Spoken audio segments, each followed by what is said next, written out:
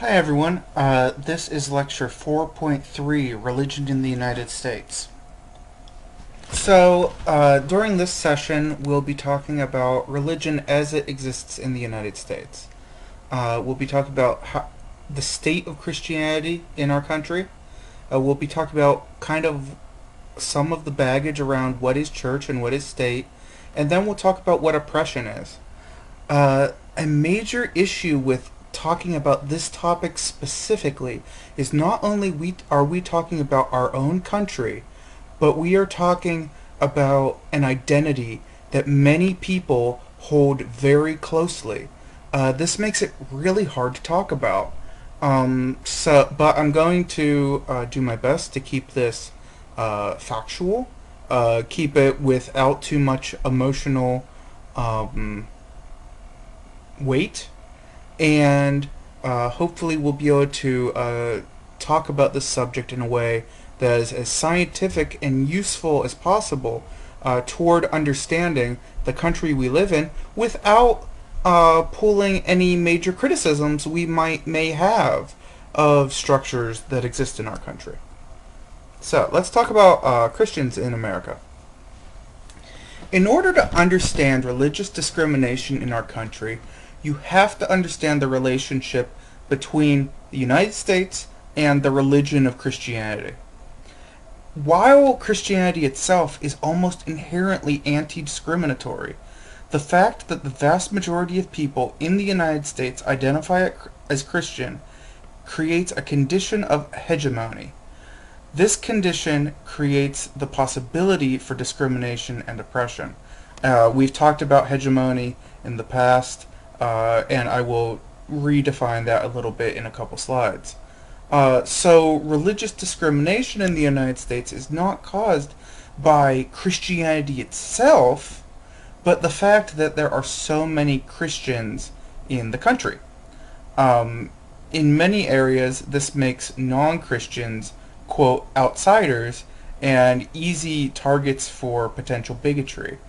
It's just Christianity as it exists in the United States is really semi-unique in terms of modern Christianity, modern religion. It's a very interesting thing, and it's not just one thing. It is many different shades of thing, and one type of Christian and another type of Christian can be very different people. It's fascinating. You need to know, if you're not familiar with, to understand Christianity in the United States, you need to understand what denominations are. Denominations are organizations, or, quote, churches, of Christians who agree the same general sets of beliefs. So,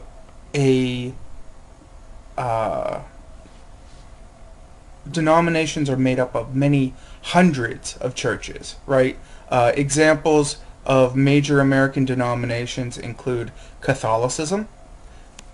Catholics themselves fall into almost exclusively Roman Catholic in the United States.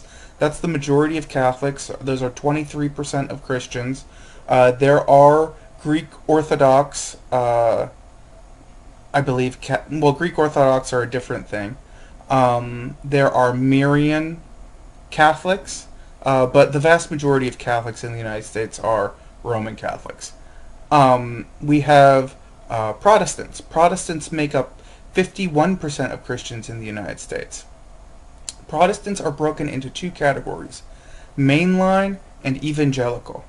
Mainline Protestants include Presbyterians, Methodists, American Baptists, Mennonites, Lutherans, Quakers, Episcopalians, and others. These are just examples. These aren't even all of the types of Protestants.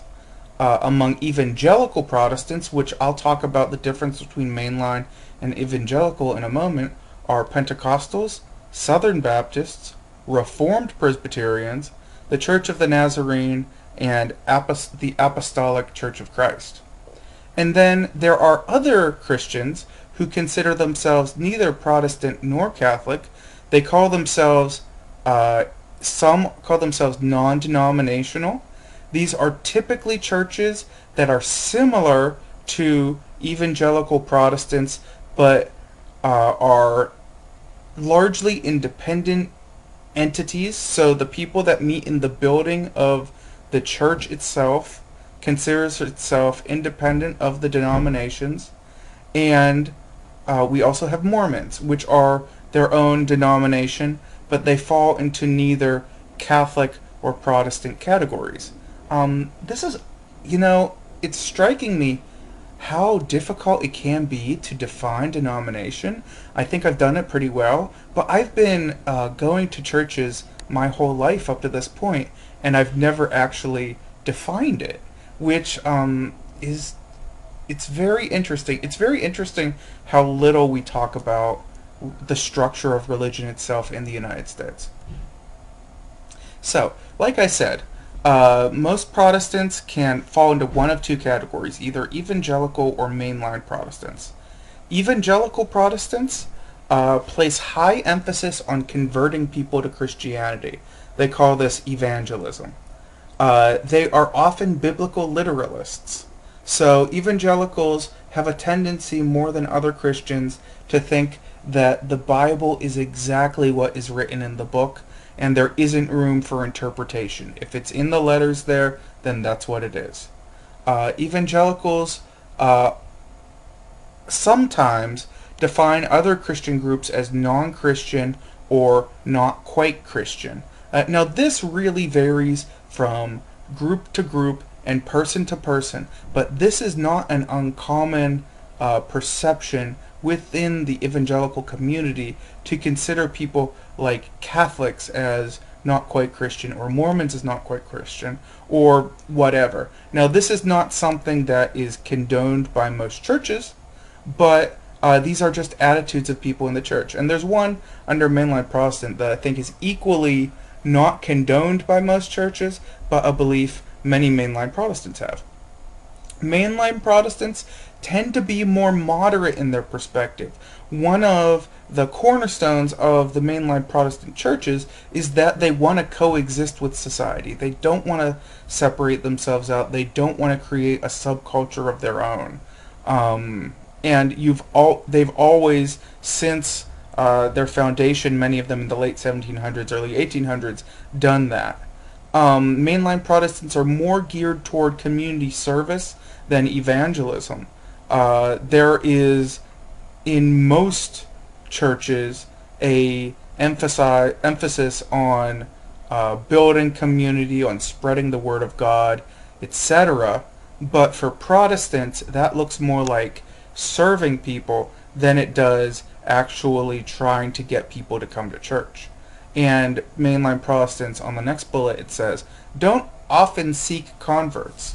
Usually mainline Protestant churches will let people come to them. They aren't actually in the street trying to pull them into their church.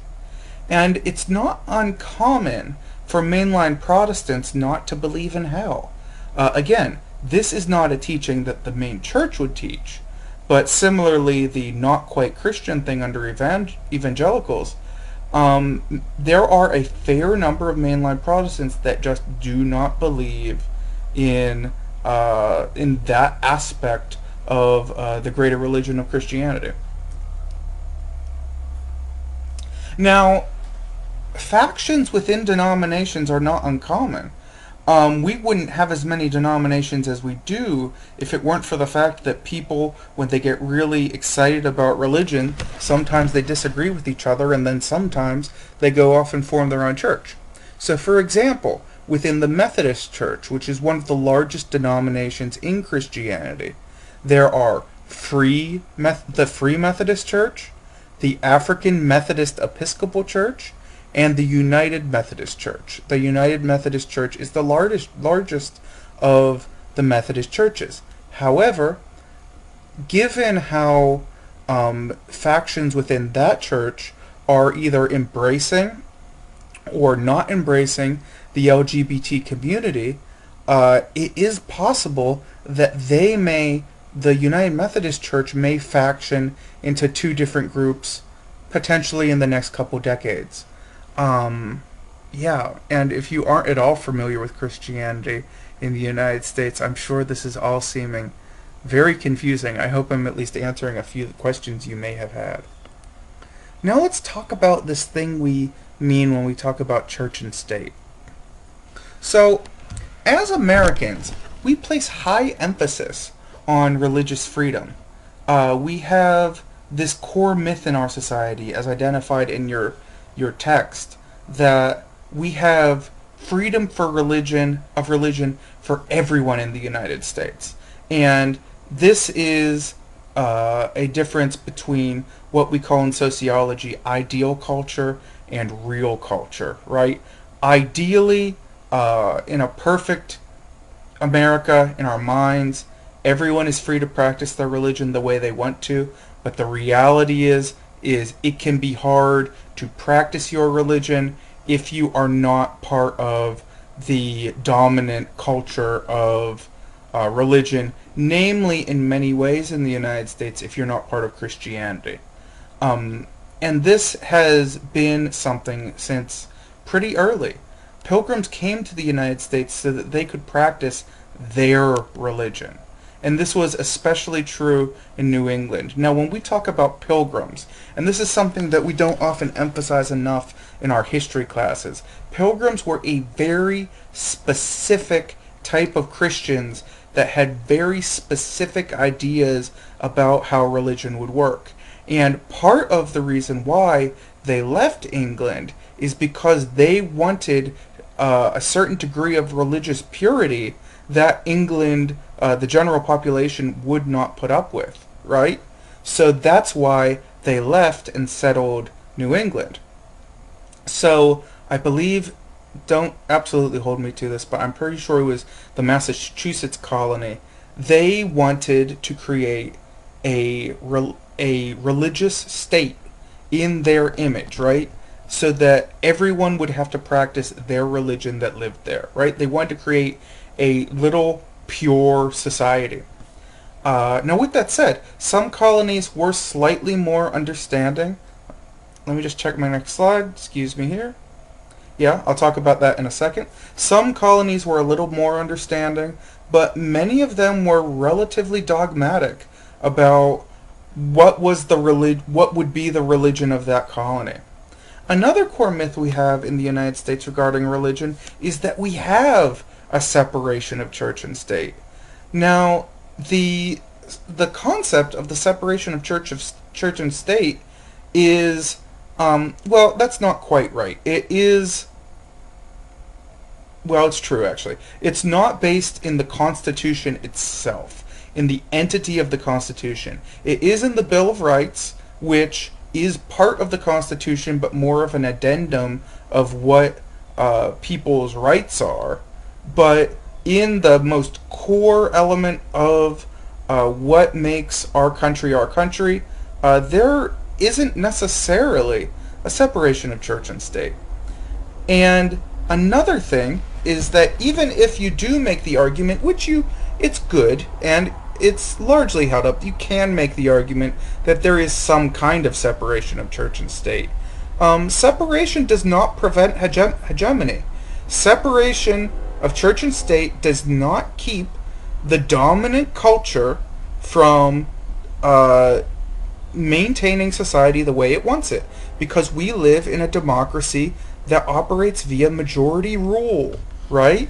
So we do whatever the most people want, and if the most people are Christians, then there is a potential that non-Christians, anyone that isn't of the dominant majority, could be quashed effectively. And this isn't just a problem we have in our country. This is a problem that all democracies have. One of our American cultural narratives claims that we were based on total religious freedom. And this is not entirely untrue, but there is some nuance to it. And I just touched on this a second, but let's just reiterate for a little bit. When those pilgrims came, their group was largely exclusionary. Sorry, this slide's a little repetitive, but it has one more point I wanted to drive home. One of the major exceptions to those colonies creating their like little micro religious colony was Pennsylvania. William Penn founded the colony of Pennsylvania toward the end of religious tolerance. William Penn saw what was happening in Europe during the era of his father and his time, and he saw there was a lot of religious warfare between Catholics and Protestants, and he wanted to create a new place to live where people could worship, and he would have said worship God however they wanted to. Now, that, quote, tolerance only actually applied to Christians. That doesn't necessarily mean that Penn was an anti-Semite or that he didn't like people of any other religions other than Christianity. But his world, he lived in a Christian world, right? So he simply thought he was doing a good thing, and he was doing a pretty good thing compared to how things had been in Europe. But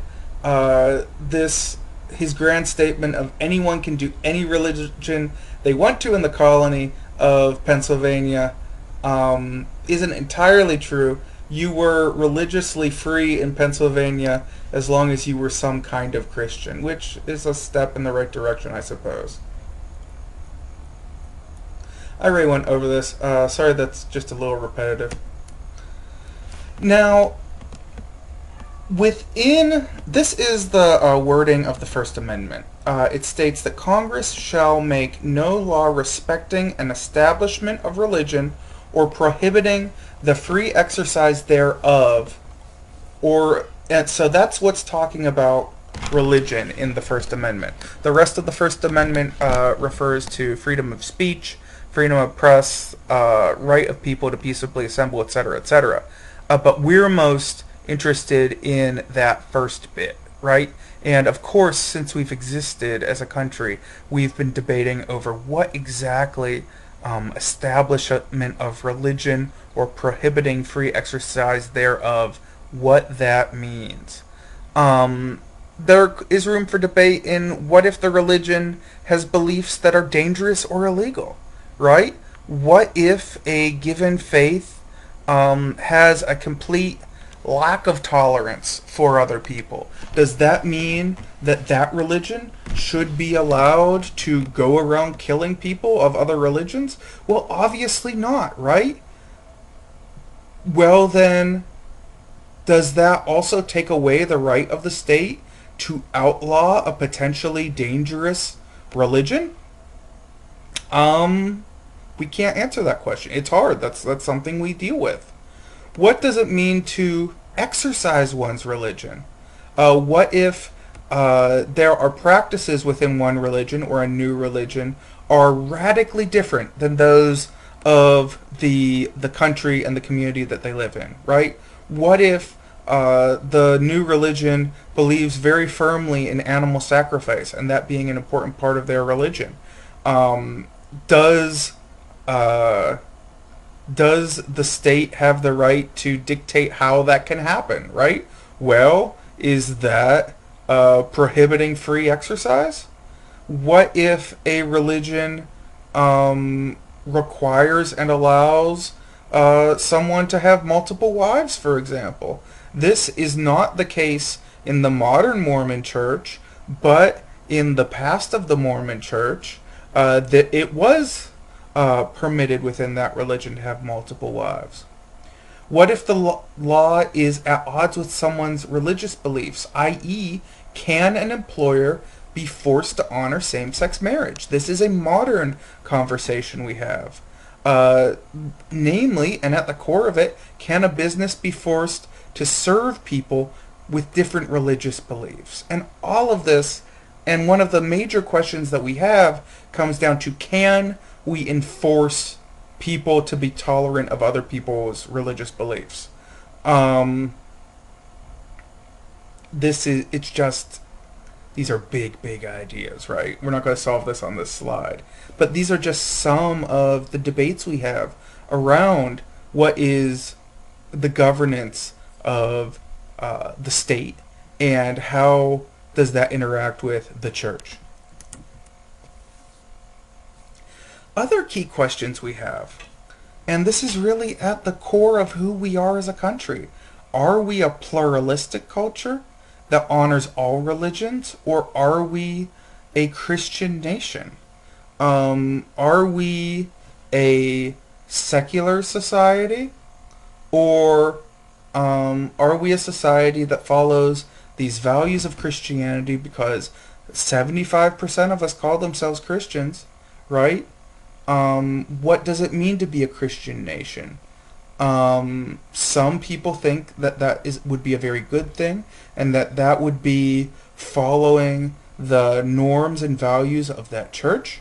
Other people would think that that would be a very oppressive situation where everyone would have to be Christian, and what type of Christian, right? And that is, again, one of the major debating points in our country.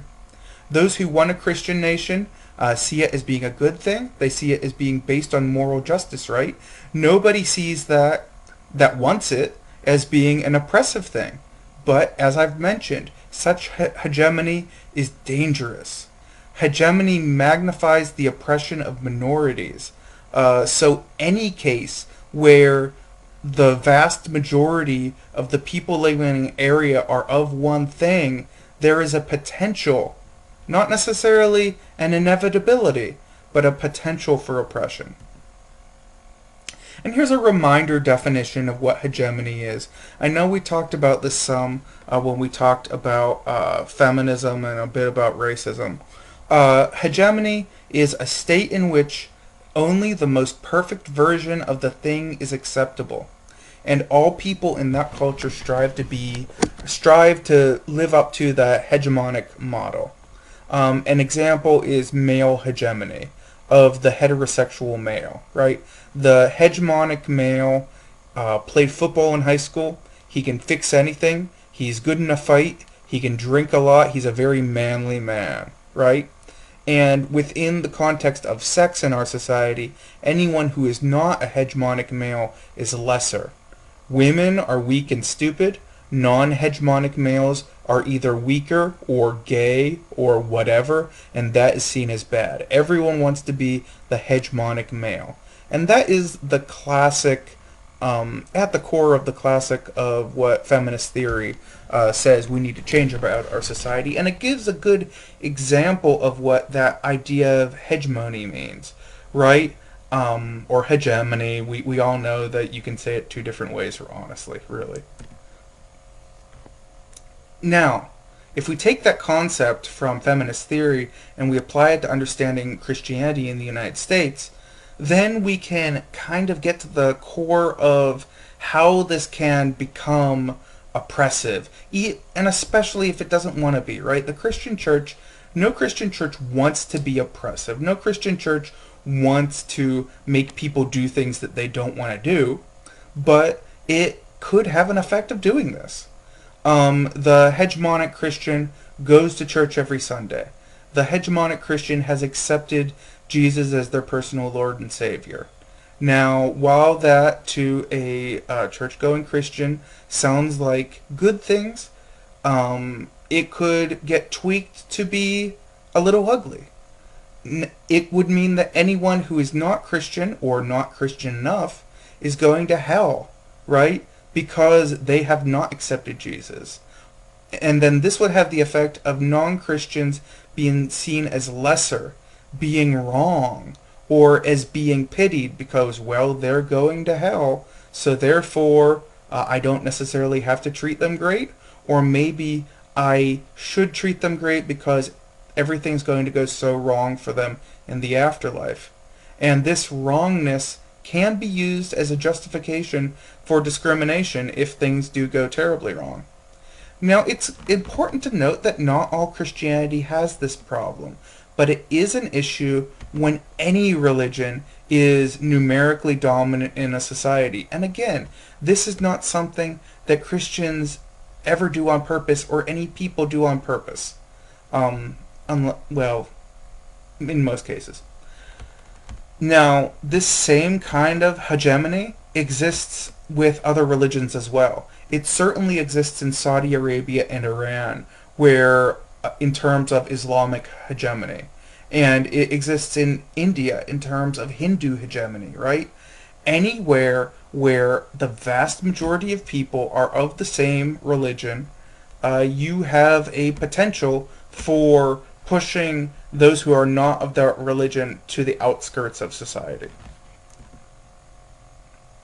And I'm just re-emphasizing some things. Hegemonic religion has a way of propping up other form of bigotry, right? This is where things intersect, right?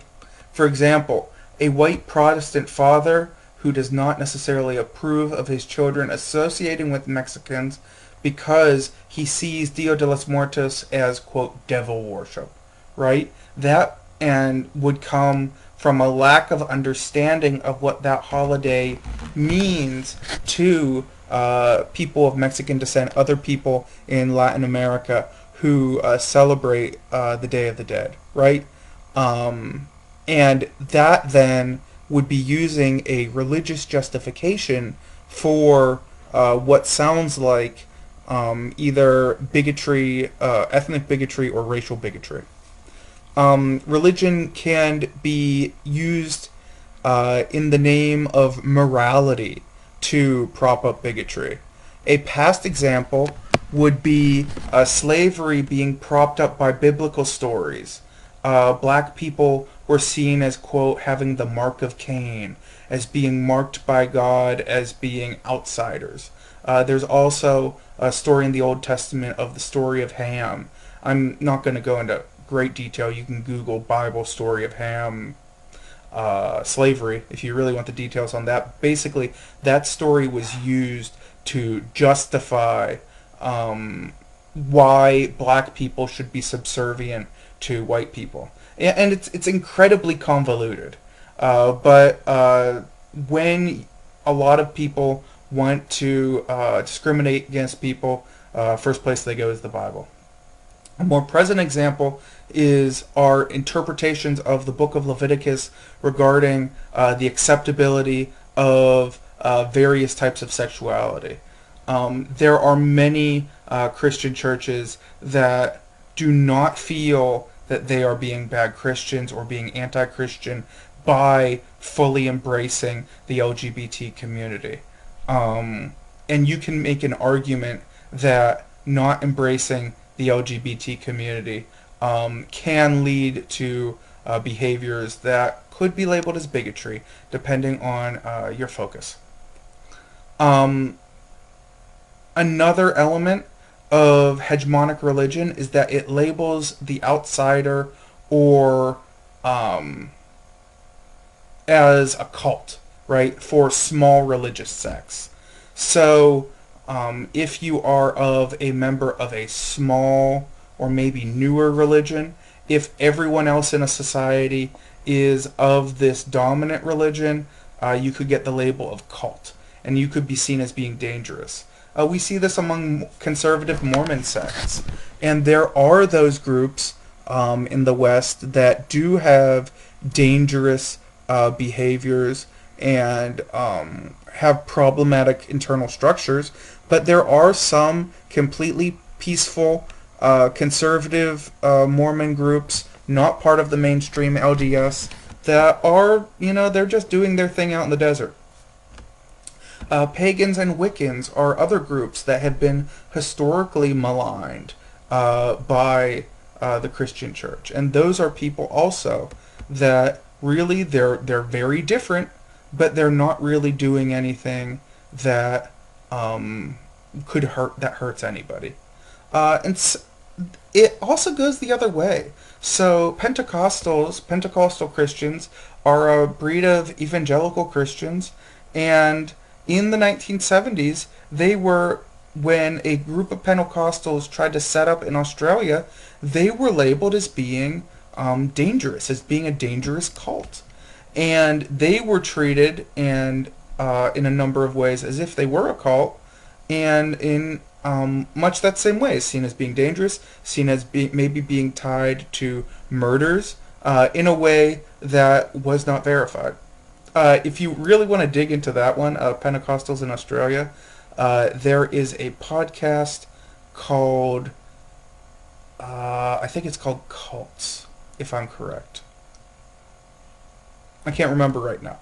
Send me an email if you want that podcast on Pentecostals and their tough thing in Australia.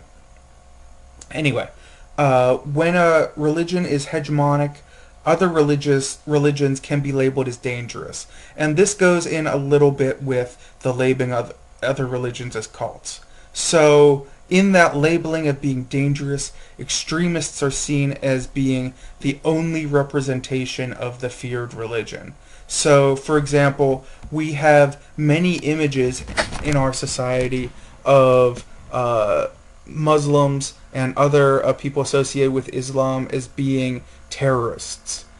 We don't have so many representations of Muslims being peaceful, law-abiding citizens. We have a few, but the more sensationalist images in our society are of Muslims, the second largest world religion, as being all dangerous. And that's troubling. Cultural imperialism can also occur when a religion is hegemonic. Thus, accommodations are not made for the other religious practices, only those of the dominant faith. A good example of this found in your text is Muslim students being required to sit in the cafeteria during Ramadan because all students must sit in the cafeteria even if they're not eating. And there is no accommodation made for those students, but it is a relatively common practice in many areas of the United States that are predominantly Christian for only fish to be served on Friday during Lent to accommodate the Christian practice. Right? That is an example of cultural imperialism. It's not intentional, but has the effect of saying to those students that are made other and made different, your religious practice does not matter, but this person's religious practice does matter. People who are different than the dominant religion can be subject to violence. So those who are not members of that faith are seen as being less than human, as being not saved, being not God's chosen, and thus their lives are not as valued. Now, this, very fortunately, rarely happens in the United States, but it is a potential, especially if religious conflict breaks out during religiously driven warfare, then that can definitely spurn on a lot of that kind of violence.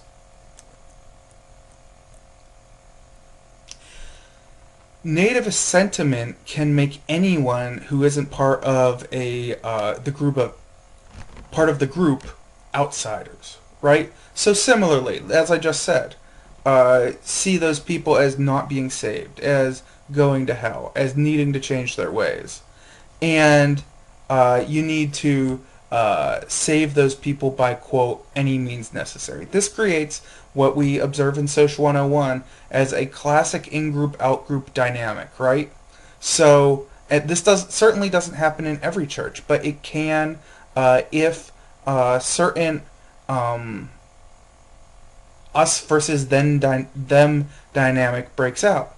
And nativist sentiment particularly often goes around racial lines and often goes around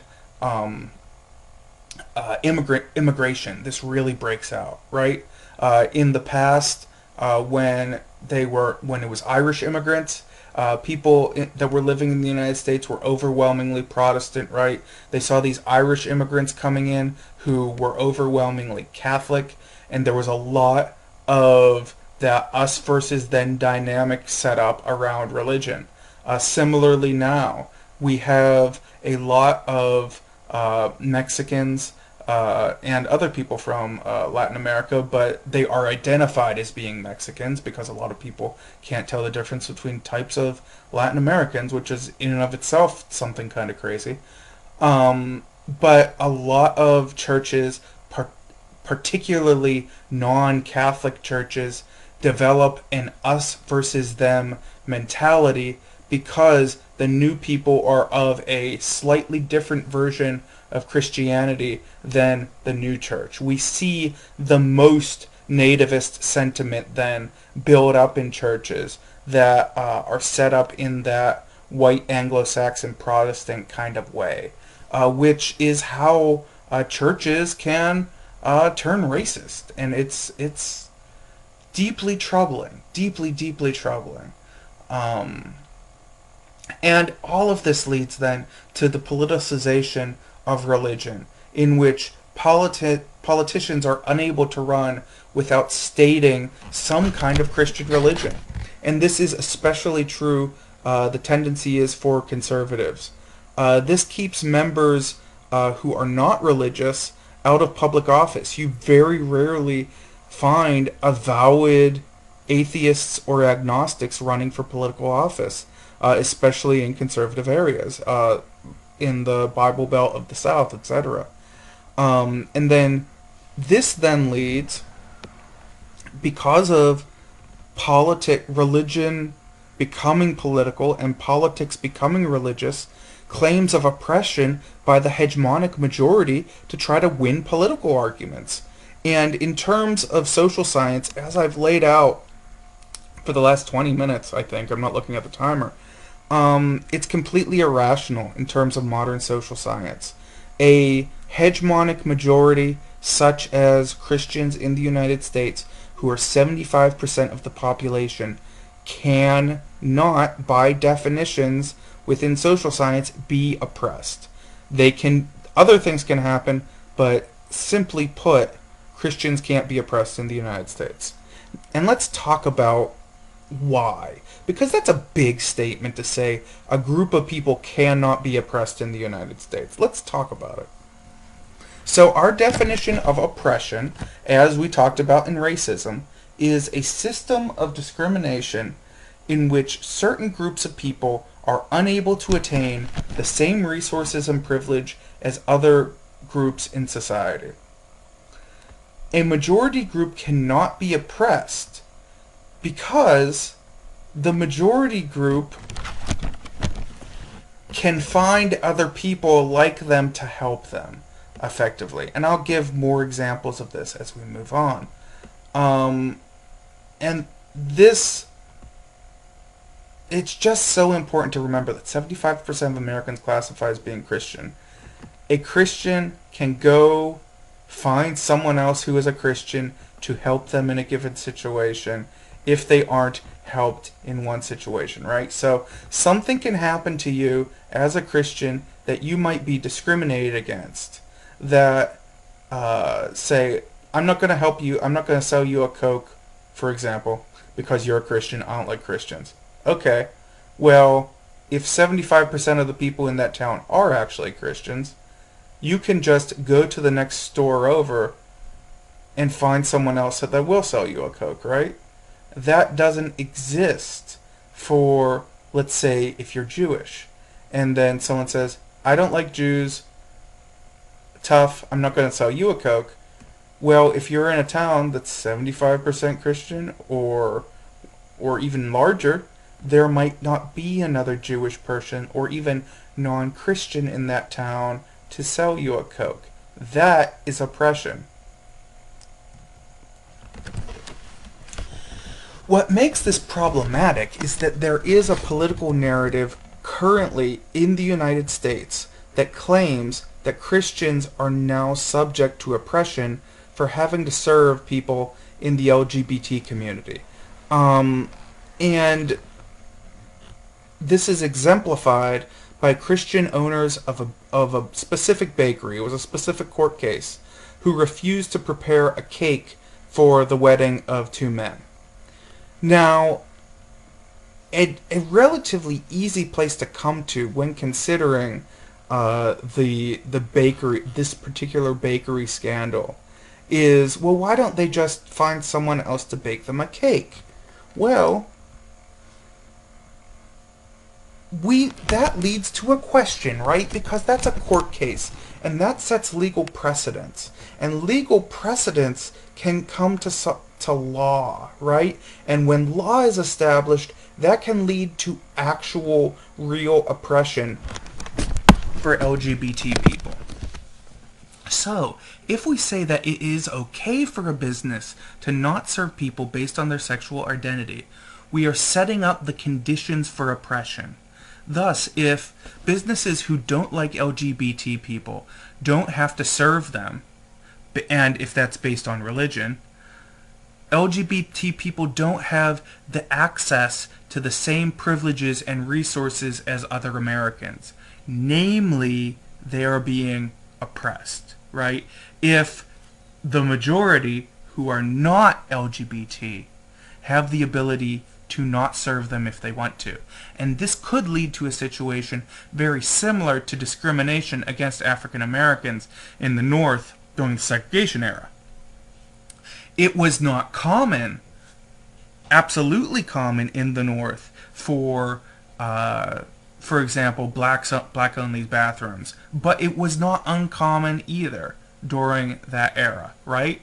So it still led to oppression. However, if we say that it is not okay for a business to deny service based on sexual orientation, we are not oppressing conservative Christians. Those people may lose business, but there is nothing preventing others from buying their cakes, right? And we see this when people take their stands based on their religion. Those people, they might be discriminated against by people who disagree with them, but they will not be oppressed on the large scale. They might even get more sales from people who do actually agree with them, right? People selling the cake are not kept from selling cakes to other people, but those gay people who are trying to buy a cake, if it's decided that other people are able to discriminate against them, then they might not be able to get a cake anywhere, right? And it's not just about cakes, it's about being able to buy a pair of shoes. It's about all kinds of things. It goes down to the basic ability for one group of people to do business in society. And that's what oppression is. It's a big deal. Let's give another example of oppression. And certainly, this is like the gold standard in terms of oppression. We're the Jews in Nazi Germany, right? This was a time period of approximately 12 years when Jewish people were specifically targeted in Nazi Germany. I'm not going to go over all the details because hopefully by this point in your education you have been educated about what happened during the Holocaust. 11 million total civilian deaths occurred during the Holocaust. This included Jews, this included LGBT people, this included the disabled, Roma, who are commonly called gypsies. Jehovah's Witnesses were also targeted. That's a type of Christianity. But 6 million of that 11 million, the majority of those people were Jews. And 1.1 million of those people were children. If you want to learn more about the precedents, about what happened to Jewish people in Europe prior to Nazi Germany, definitely check out the article in our book, Precedents, the Destruction of European Jews, and then also the Maps of Anti-Semitism. As I was looking those over for class, I was really struck by the systematic oppression of the Jewish people in those situations. It wasn't just that Hitler said, hey, let's go kill all these people. That's downplaying it too much. It was systematic. It was ongoing, and it occurred over hundreds of years, right? Yeah. And it is really critical to remember that the Nazis' concentration camps were the final steps taken by the Nazis. The Holocaust was a gradual and incredibly complex process in which the Jewish people were slowly denied rights over a course of several years. And that's just at the peak of the Holocaust itself, right? Prior to that, Jews in Europe had been oppressed for centuries. It just came to a peak under Hitler. They lost their right to own land, then they lost the right to marry, then they lost the right to health insurance, then they lost the right to buy and sell, right? It was a slow, gradual process which eventually led to people getting round up as if they were animals. Another example of oppression is that of Native Americans in the United States. Now, this oppression is very hard to estimate because it occurred over about 400 years. But in that 400 years, again, the estimates are hard, between 50 and 100 million people died. Many historians label this as genocide. However, a big distinction between the Nazi genocide and what was done to Native Americans was lack of industrial technology, right? There was not the capacity to deal with people and deal with death on the scale as Hitler had. There were other distinctions too, but that's a big one. Why the Holocaust was the first massive, horrific genocide was the technology available. This period between 1622 and 1924 specifically, known as the Indian Wars, is troubling in terms of understanding the oppression of Native Americans. The Indian Wars were a series of battles between the U.S. or colonial governments, because it did exist before the United States existed, and the native tribes. This included full-scale warfare between warriors on the U.S. and the tribal side, and it also included massacre of innocent civilians, right? There were many, many massacres of completely innocent people on behalf of the U.S. government, and we can't forget about that. Not only that, treaties were broken over and over again. This shows a severe lack of respect of native peoples. Children were kidnapped and then quote-unquote educated, right? The Indian schools set up under the Bureau of Indian Affairs and a number of churches forcibly kidnapped children from their parents and put them in these boarding schools in which the language and culture of those children were stripped from them.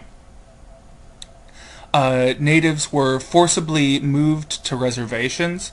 The most egregious of those forcible removals was the Trail of Tears, which occurred in the mid-1800s, in which there were other tribes as well, but the main tribe were the Cherokee Nation, being forced to walk several states to get to what is now the state of Oklahoma, to an area that is dramatically different than from where the Cherokee came from, and thus setting up the people to be not able to survive.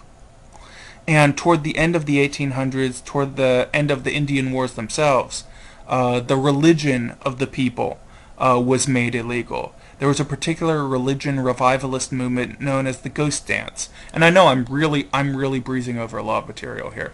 The Ghost Dance religion was made illegal by the U.S. government. We have made religions illegal because they were seen as threats to the government itself.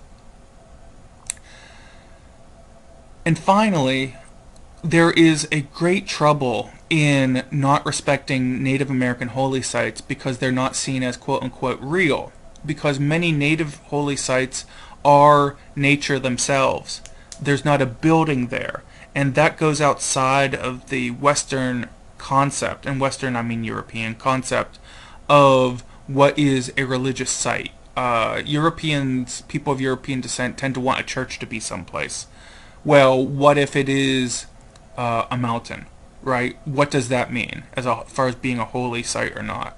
That is a major oppressor sticking point in terms of the oppression of Native Americans. Um, so yeah, the big takeaway from this is that um, I mean it's heavy, isn't it? What happened to the Native Americans? What happened to the Jews? It's very clear that that is different than what is happening to some groups that are claiming to be oppressed in the United States now, today, right? But other groups are being oppressed. We could be seeing the precursors of oppression. Okay, if you have any questions on this, if you want to email me on any of this, please feel free. This is a very rich area for discussion, and I want to make our discussions on our message boards meaningful regarding this material. So please bring up things that matter to you. I will see you around.